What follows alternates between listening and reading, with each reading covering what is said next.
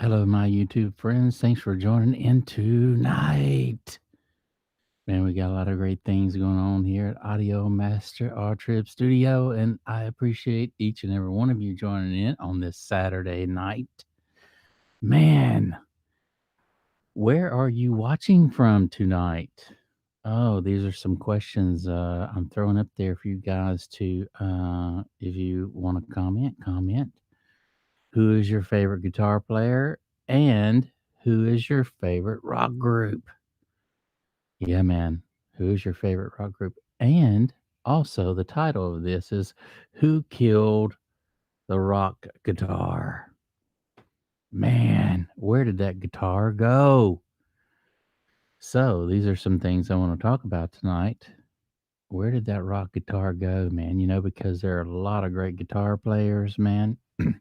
They can rip it up. They know all their skills. And these kids these days, man, they're just, oh my gosh, man, they're learning from the best. And so they can really just eat the guitar and spit it out at you, man. Really, really fast, going through their runs and all that other stuff. But who killed the guitar, man? Before we move on to any of that, I want to talk about a few good things. Some of my favorite guitar players of all time that I grew up listening to, that's just still just keeps me motivated in the studio, even though it seems as the rock guitar is dead. There's many of us out there who still love the guitar, love the way it sounds, loves the way we can go way and be far any other instrument as far as bends and notes and squeals and all the things that we can do with the electric guitar. I love the electric guitar, but let me just tell you a few of my favorite guitar players of all time.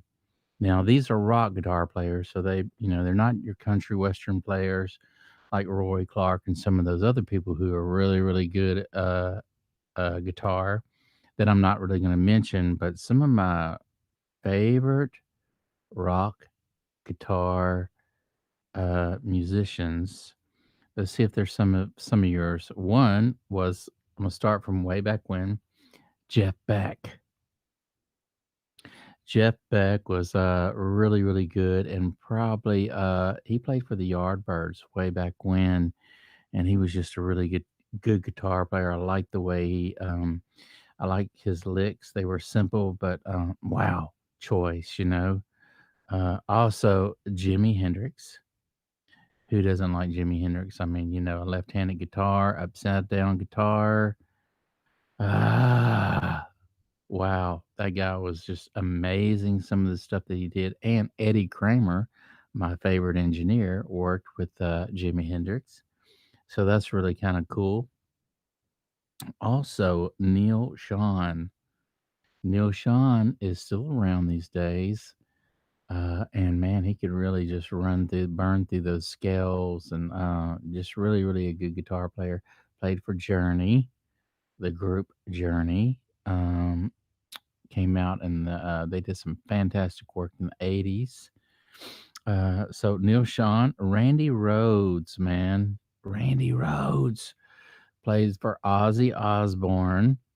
And what a tragic thing how all that happened. If you guys don't know the story on all that, it was very, very tragic. He was a very young man who was also well skilled in his guitar playing, but he also knew I mean, he was just really, really, really good. He knew his guitar, he knew scales on his guitar, and he was just a virtuoso at playing all the notes, choice notes. So he was one of my favorites, Randy Rhodes.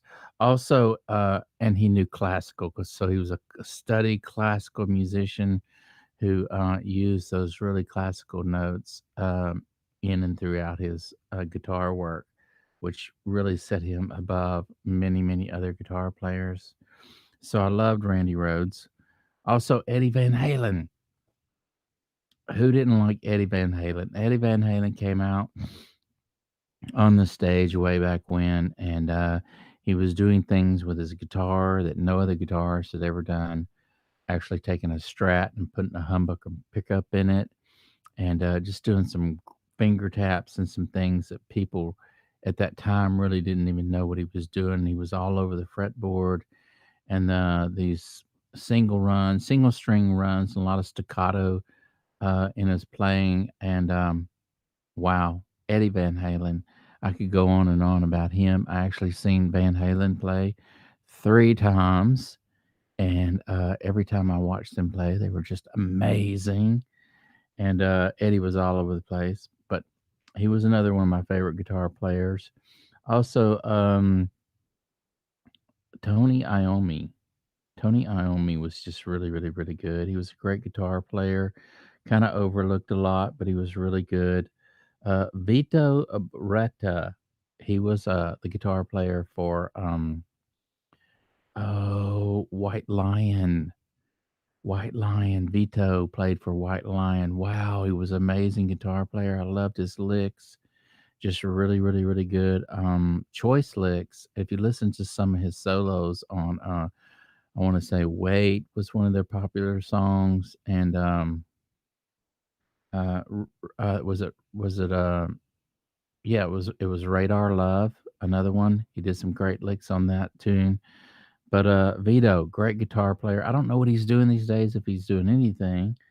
But man, I miss that guy on guitar. Also, Eric Clapton. Eric Clapton goes way back. He's one of those guys that was has just been around a long, long time. Not only is he a great guitar player, but he was just an exceptional songwriter.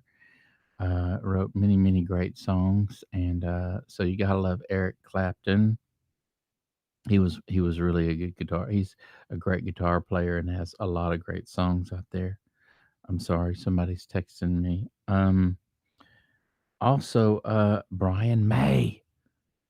Wow, talk about another innovator, man. He played for Queen, and he actually, I read an article one time. He actually wrapped his own pickups, and it's a matter of the wind, the tension of the wind, and the thickness of the copper, and all that plays a role as to how many winds it is, as to the sound of the pickup. I'm not a genius at knowing too much about that, but Brian May was, and he created his own sound. Him and his dad did a lot of. I think they made his pickups for his guitar, which was really, really cool. And if you listen to Brian May's licks, mm, some really, really choice licks too. Also, I may not mention everyone that's my favorite throughout time, but these are some of the guitar people that I was highly influenced by, and was watching them back way back in the day, and just loved everything they did. But also Steve Vai. Steve Vai, when Steve Vai came out, wow, he was just really doing some really cool, cool stuff, and playing on that Ibanez, right? He played on that Ibanez, and with the handle on it, and just really, really did some cool stuff. I seen Steve Vai play in concert with David Lee Roth. David Lee Roth separated from Van Halen and teamed up with Steve Vai for a while, and I seen them in Lake Charles, and it was the first time I seen Steve Vai play, and I would just remember him scooting across the floor, pushing his guitar in front of him on the stage like this, and playing it like this, piano style, in front of him as he's scooting across the stage. Blew my mind, man. I was in love with his work from then on out. Man, he just did some great work. Um, let's see who else was really good. Cece Deville.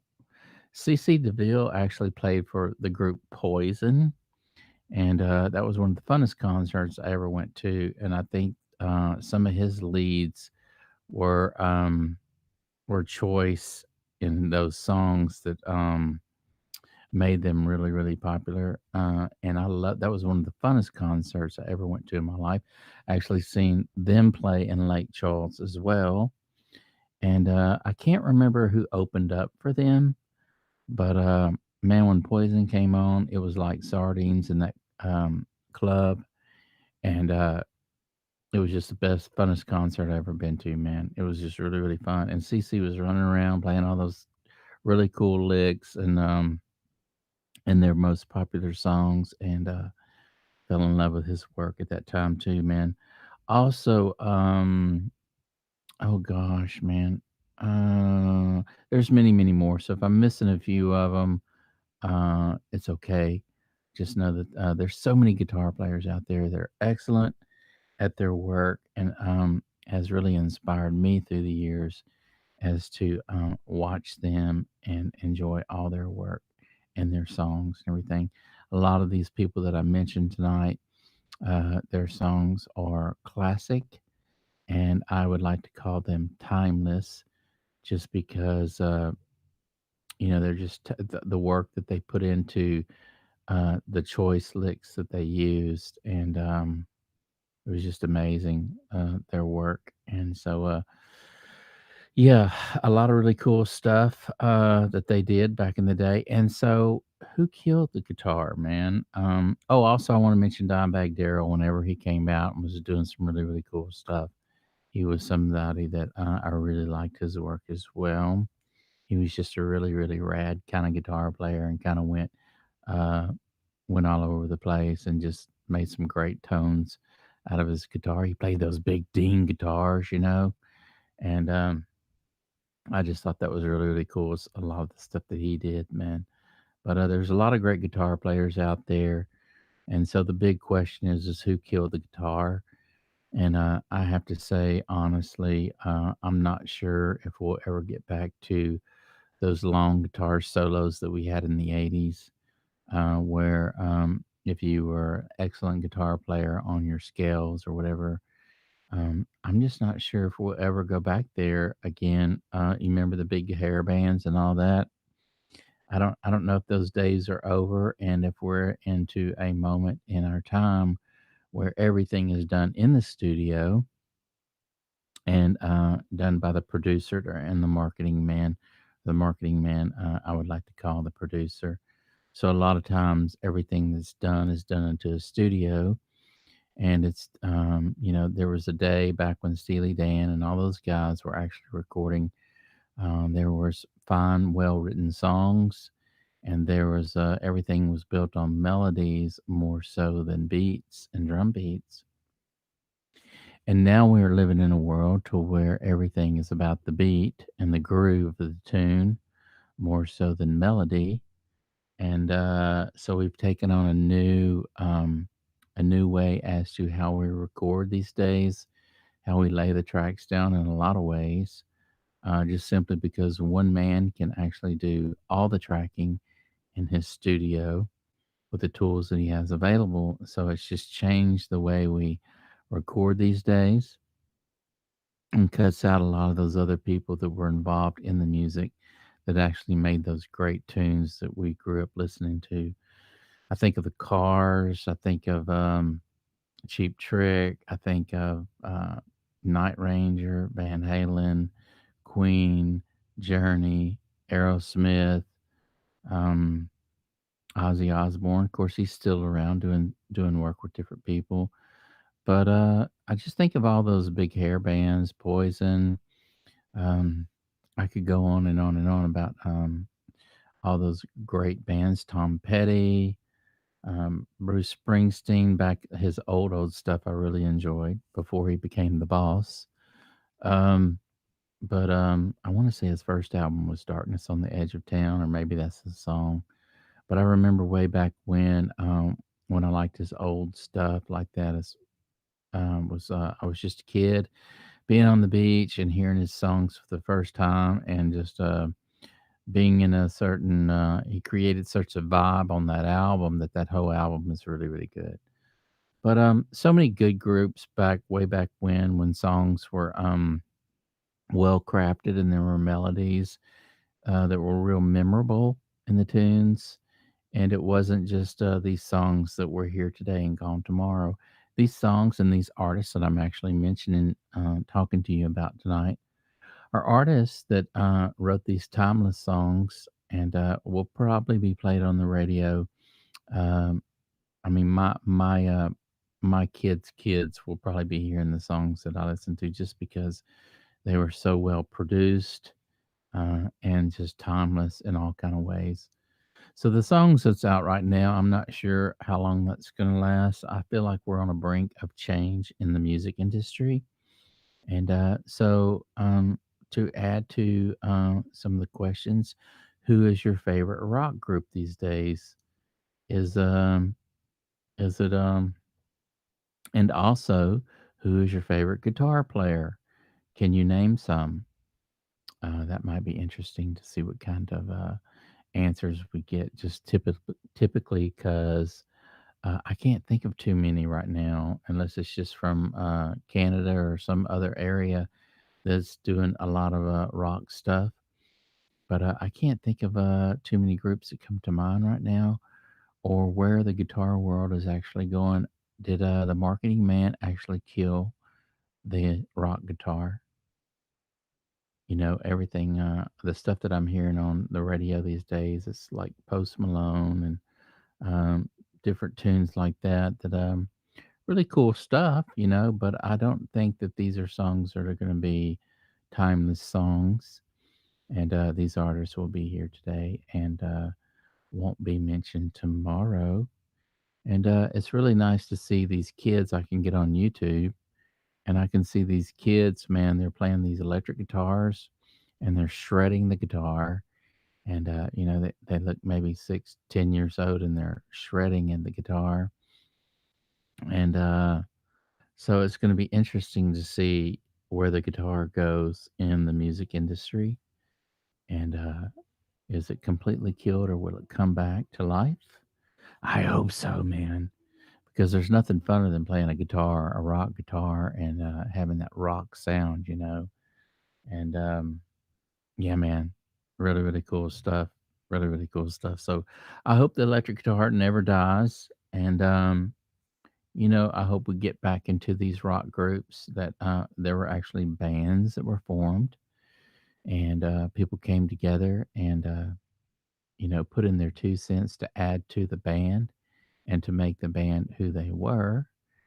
And I think of the Doors, I think of people like that who actually formed a band, rehearsed every day, just, wrote their own lyrics and pretty much just did their own thing and didn't listen to so much as to what the marketing man had to say and lived a little rebellious life. And aren't we glad that they did? Because look at the songs that the Doors actually wrote: Light My Fire, Break On Through, um, Indian Summer, just tons of great songs. Riders on the Storm, um, When the Day Is Over, all these great songs that they wrote. And it's just, and they did, and Jim wrote all those songs, man. He wrote all this. I think Robbie wrote some songs too, but I think the majority of the songwriting was done by Jim. And man, they did some great stuff, and they did it because they were a band, and they came together and they fed off one another's creative minds. And don't we all do that in any given situation when we're around our friends? We can all feed off one another and inspire one another. And that's what they did as a band. They all inspired one another. And one of them, Mike Ray Manzarek, might come up with a riff on the piano or whatever, and would inspire Jim to start singing a melody with that. And then all these words would just start coming out. And there you go, the pencil and paper. There you go. There's the flow work right there. That's how they did all their stuff that made it magic, made it some great stuff that we are able to listen to these songs today when they were recorded in the 60s. Here we are in 2021. You can crank on the rock station and still hear the Doors being played on the radio. And I was in the gym the other day and actually was hearing some Doors music. It was just fantastic to know that their music is still being played, and it was because of the quality and the musicianship that was involved. So you kids out there that are playing your guitar, playing your rock guitar, don't stop playing your guitar because you don't hear it too much in music these days, or at least the pop stuff anyway. Um, so don't stop playing. Play all these. Um, Play anyone who inspires you. Learn all their licks. Get in the studio. Continue practicing your skills. Continue to see if you can get faster. Continue to watch these guitar people that actually teach guitar and learning what they're doing, because when you get to be their age, oh wow, it's gonna be nice to be able to hear some guitar work that's being done by some of these kids, say 15 years from now. And so it might take that long before guitar comes back around as being something real, a guitar band where you actually have maybe even three guitars going. You have one rhythm guy who plays a lot of rhythm, who just locks in with the bass guitar player, and you actually have another two lead guitar players. Kind of makes me think of Leonard Skinner. Leonard Skinner had three guitar players, maybe even more. I don't know. It seems like they had a lot of guitar players.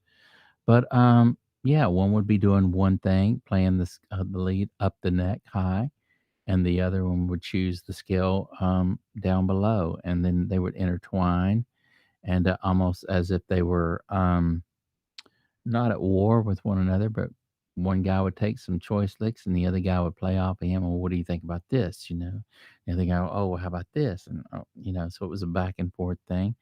Wow. Really, really neat. I love that type of guitar playing where, you know, um, it's all about tone and um, all that good stuff, man. You know, but Pink Floyd, they did some great, great stuff back in their day. Choice licks on all their stuff. Great guitar player, songwriter. I think of those groups like that. You listen to the radio, they're still playing their music. Why? Because they were musicians, great musicians who formed great bands and got recorded by great engineers and great studios.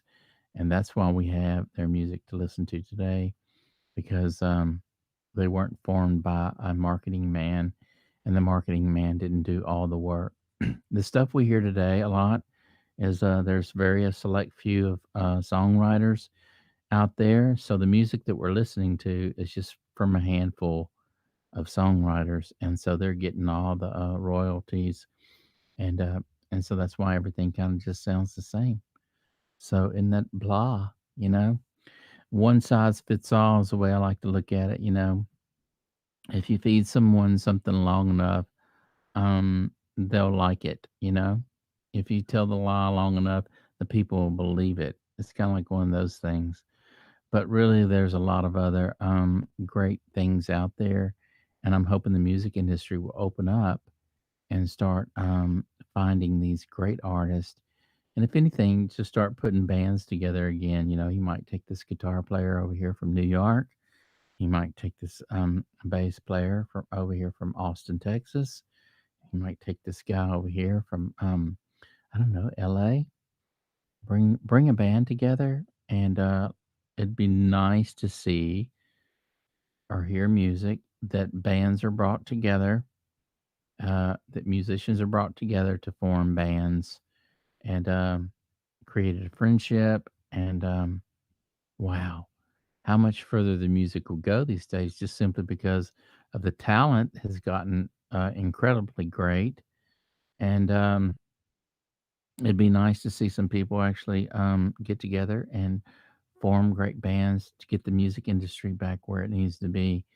And let us people who love music, as myself, as an engineer and a musician, to start really enjoying the music again and get out of these just about groove and the next big voice star, you know. And because really, there's nothing more boring to me than seeing that show. My mom loves that show, but I think that show is just ridiculous. And um, there's only one star, man. Only one star, and y'all know who that is. But um, it'd be nice to see bands actually brought back together and actually do something to create some beautiful music for us to enjoy again, man. Think of all the bands in the 60s. Think of all the bands that were in the even if they were pop bands, they were great. I think Karen Carpenter and her brother, I think they wrote some great songs. She was an excellent singer, one of the most purest um, girl vocalists at the time. Uh, and then I think of the rock bands that were in the 60s, Led Zeppelin, wow, Led Zeppelin, The Doors, Queen, all those guys. Man, Black Sabbath, all those people like that just really did some great rock guitar stuff, and they were all bands, weren't they? So you producers out there, all you engineers out there, if you guys are listening and you want to turn the music industry around, you know who you are and you can do it. All it takes is a little willpower and go out there and find these people and put together bands, and let's hear some good tunes, man. And let them write their songs, man. If you had to have a co-writer to co-write with that band, that's fine. But let them come up with the melodies and the songs, and bring a co-writer in. That way, it isn't all about just a handful of writers saying, "Here, take these songs and sing these songs I wrote." So, yeah, that way we can get back to some creative stuff that we're all longing for. So, I actually got to spend some time today and actually look at different fonts for the Audio Master T-shirt, and actually asked around other people's opinion as to what some of their ideas were on an Audio Master T-shirt. One guy said, "Oh man, I'm really not a very creative person. I just know about different things, but I'm not a very artistic person at all." And so I let him know the ideas that I was wanting on the Audio Master T-shirt. And before you know it, he comes up and walks up to me and gave me some great ideas of what I can put on the shirt. So it's going to be a surprise to you guys. And I'm hoping that the shirt company can actually do it. If they can't, I'm going to stick to some of my original ideas that I had. But I love it when people say, whenever they, a lot of times people don't think they're that creative and they don't think they're that artistic. And you know what? You can give them. I gave him my idea and see what he did. He fed off my idea and made it better. And so everyone. Is artistic or is talented in some kind of way. And I hope that I can inspire each and every one of you guys out there to not say that you're not creative and not say that you're not talented, and to get in your studio, get your guitar out again, man. Go in your studio, start playing some chords, start writing some songs, start recording, hit that record button, and just start getting in there and having fun, man. And that's what it's all about. Have fun and enjoy the ride. And I hope that I can inspire each and every one of you guys out there to never say never and to keep on keeping on. And it's not over until it's over. And so just remember that. And I hope you uh, take that with you and feed on that, because find your talent, find your gift, and find what you love or your passion. And don't worry about making money at it. Just find what you love and do it, and the money will come whenever you enjoy what you do, because other people will see how much you enjoy it, and the money will come. So I think that's a quote by Quincy Jones. But either way, man, it stuck with me, and I have been loving music, recording music, playing guitar, writing songs for about 30 years now, and I just enjoy every bit of it, and I'll take it with me till the end, man. And it's not over until it's over. So, but here's the thing: I'm enjoying the ride, and along the way, able to share some great information with you guys, and hang out with y'all, and just be a part of the ride. And I hope that you guys love being a part of the ride as well. Yeah, man. So it's gonna be neat going back to the going back to the t-shirt shop Monday and having some different ideas for the Audio Master t-shirt.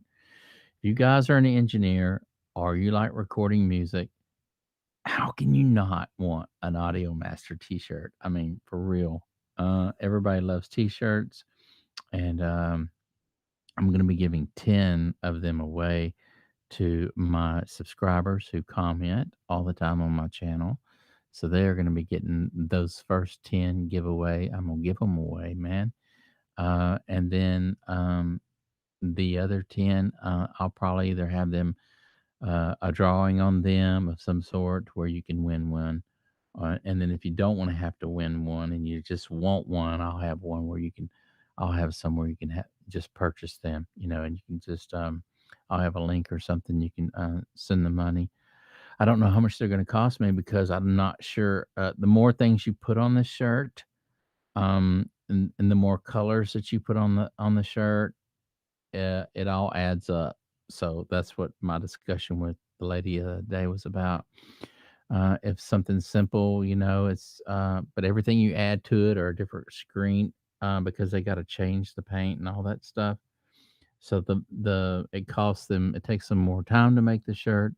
And then, of course, the shirt's going to cost more. So I don't know, but I do know it is going to be on this type of shirt right here. I don't know if you can see it, y'all.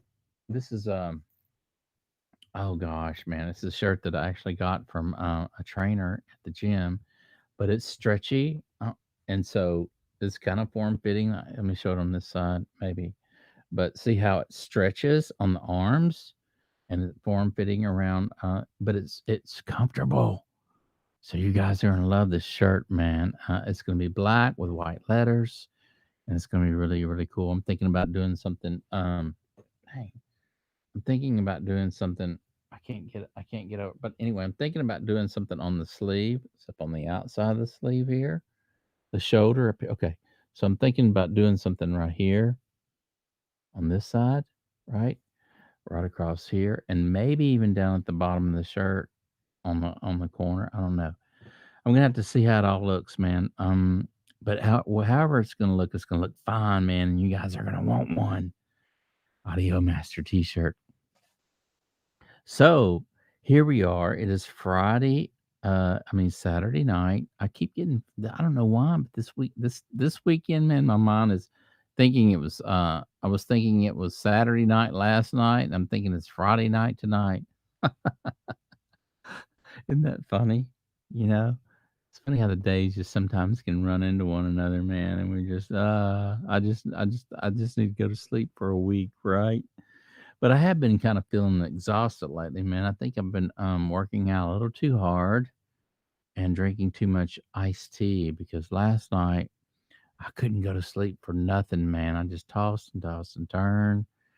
And I actually had to send my guy out in the field today to work alone.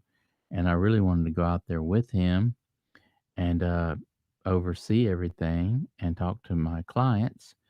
But I was just so exhausted this morning, man. I didn't even want to move. And I guess it's just, I think, I want to say I had like 3 big glasses of iced tea.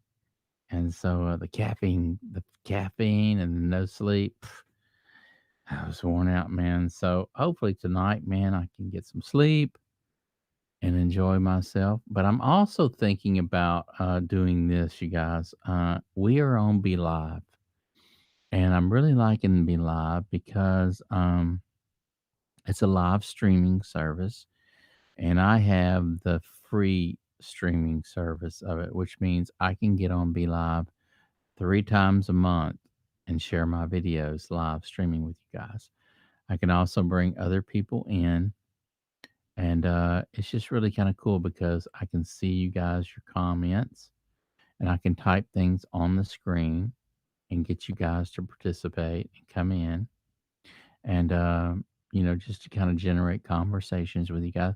And if I buy the program, uh, if I buy it, then I can bring more people in other than just me and someone else. So I can actually have 4 people come in. So there can be 4 of us. There can be 4 of us on the screen, and we can all be, communicating and chatting back and forth in real time. So I'm thinking about paying for that service. Just try it out. Try like a 3 month service, pay a fee for 3 months, see how it goes, see how my subscribers like it as well. We could talk about all kind of cool stuff. I can, you can let me in on what you guys are doing in the studio. I can let you know what I'm doing in the studio. We can collaborate in that kind of way, and it's going to be cool to be able to collaborate with my subscribers rather than just having to go through my YouTube channel to do so. So yeah, I'm considering going ahead and doing this after tonight. I'll probably get in here on Be Live and see what it costs to actually subscribe or pay for a 3 month service. And that way I can get on every night and use their service, which would really be cool. Welcome to the Audio Master Show. If you're just now joining in, man, hit that subscribe button right down there or right down snare and slam that bell. Also type down there as to why you love a Shure microphone, and that's going to get you in the drawing to win the Shure SM7B microphone. That is the only way you're going to get in the drawing. If you just hit like, if you just hit subscribe, it's not going to get you in. You have to type down there as to why you like a Shure microphone. It can be a SM7B, it can be whatever you want, a 58, it doesn't matter. And even if you don't even own one or whatever, or never own one, just type down there as to why you love Shure microphones, because you've seen them on every stage across America. If you want to type that, it's fine with me, because my go-to guy, he actually goes through all the clips, all the shows that I do, and see who's participating. And he takes all that, and then when he sees that you've actually written in, you've liked, rang the bell, and subscribed, and typed in there that you love Shure microphones, then and only then does he take your name and put it in the hat. So that's how that works, man. So also, I wanted to say, hit that like button, hit the subscribe, and share. This way, it helps me get in the algorithm. That way, there's other people out there that loves audio recording, who wants to know about audio and recording, or perhaps different microphones and all that good stuff, man. Sound absorption, tracking room, recording equipment, what's a good mix, how to make a good mix. All these things you're going to need to know whenever you start recording music. And sometimes it takes many of us many, many years to learn all these cool little tricks. But the best way to do it, I like to just give little snippets on each show every night. And then you can go home and work on that. And the best way that you're going to get good at all that as actually putting it in your repertoire and working with it and having fun. Don't get into the complication of things of having to think that you have to figure it out all at once. Like I say, just whatever information that you get, just take in a little bit of it and then have fun and play with it. You might not need to spend the whole night trying to do that, but just say 15 or 20 minutes playing around with a compressor on a vocal track and using your ears and listening, not worrying about the attack time, the release time, the ratio, and all that other stuff. Just use your ears, listen to where you can start hearing the compression and have fun with it, man. And then by doing that, each little thing, that little snippet of information that I give you, before long, you're going to really know some really cool tricks in your arsenal. And you're not only going to know them, but they're going to be part of your repertoire and using them. And so tomorrow night, I'm actually going to do another video on getting a great balance on your mix and then tearing it, shredding it apart. I had a guy type in because I did another video on getting a balance and then tearing it apart or taking it apart. And he wrote in and he said, "Why would you want to do that? It took me 5 hours or 10 hours to actually get a good mix or actually get everything balanced. So why would I want to shred it apart?" But I want to do another video and tell you why, because we're going to take that good mix as that you made a great balance with. and we're gonna tear it apart in a way that's a good way, that's going to create movement and give the other guy space so that we can all be a part of the conversation. So all the instruments can be a part of the conversation. But whenever it's this guy to shine, we're going to let him, we're going to give him the floor to shine. Okay. And we're going to move things in small little increments in automation. And we're going to create this. We're going to create movement up and down and giving space as the song builds throughout the mix. And it's going to be so inspiring to you, man. And you're just going to change your world on how you mix. And it's just going to be these little bitty, small little movements that you're doing with your automation faders. Oh, man. Talk about giving breathing room and also moving things from right to left in the stereo field. And we're going to be talking about how important it is to mix in mono as well.